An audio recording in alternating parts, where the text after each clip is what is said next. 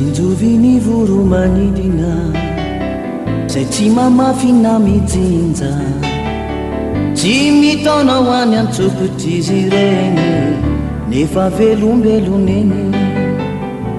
Ny raintsika azy any andanitra no mamelona finaritra, miadidy azy ary ko mikarakara, tsy avelany odiso anjara.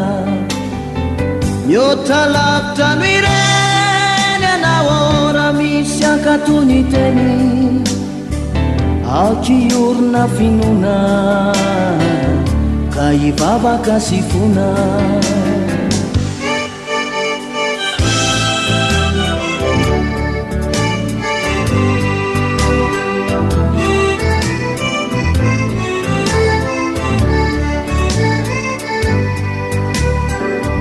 Jereo voninkazo any anjara, ampitafiny voninahitra, maika fay anao izay fofonainy, minofa ho karakarainy. Mihoatra lavitra no ireny anao ora misy ankatony teny, aokiorona finona ka hivavaka sy fona.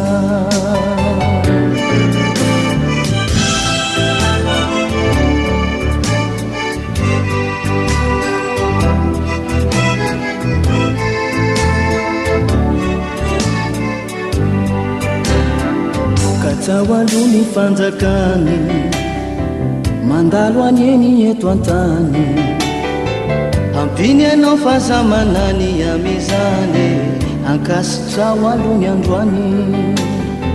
Mihoatra lavitra no ireny anao ora misy ankatony teny, aokiorona finona ka hivavaka sy fona.